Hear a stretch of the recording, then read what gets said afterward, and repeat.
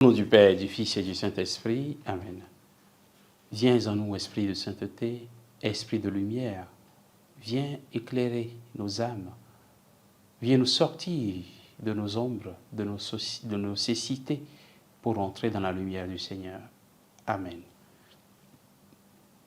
Évangile de Jésus-Christ selon saint Marc. En ce temps-là, Jésus et ses disciples arrivèrent à Bethsaïde. Des gens lui amènent un aveugle et le supplient de le toucher. Jésus prit l'aveugle par la main et le conduisit hors du village.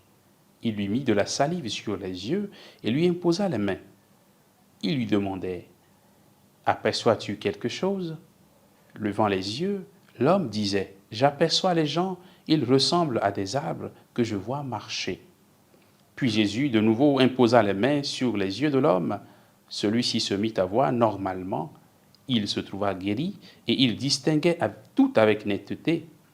Jésus le renvoya dans sa maison en disant « Ne rentre même pas dans le village. » Acclamons la parole de Dieu. Louange à toi, Seigneur Jésus. Frères et sœurs en Christ, nous sommes aujourd'hui le mercredi 15 février. L'évangile d'aujourd'hui nous présente Jésus qui guérit un aveugle à Bethsaïde. Cette guérison est un peu particulière. Habituellement, une parole et un geste suffit à Jésus pour guérir ceux qui viennent à lui. Mais cette fois-ci, Jésus met lui-même de la salive sur les yeux de cet homme, un peu comme faisaient les guérisseurs de l'époque, et il lui impose les mains une première fois.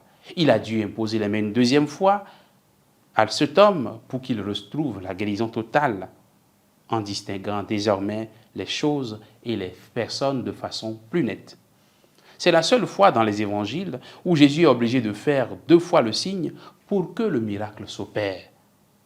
Le texte d'aujourd'hui a une valeur symbolique particulière.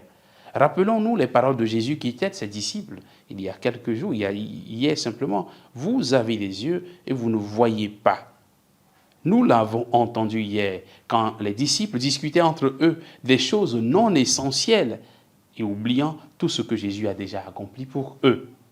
Jésus vient par cette guérison, frères et sœurs, rappeler l'aveuglement de ses disciples, devant qui il a accompli cette guérison de cet homme. L'aveuglement de ses disciples, qui n'arrivent pas à reconnaître son identité profonde de fils de Dieu. Il leur rappelle également la lenteur de leur cœur à croire. Il le dira aux disciples d'Emmaüs, « Esprit sans intelligence, comme votre cœur est lent à croire, tout ce que les prophètes ont dit, qu'on fait Actes des Apôtres, chapitre 24, verset 25.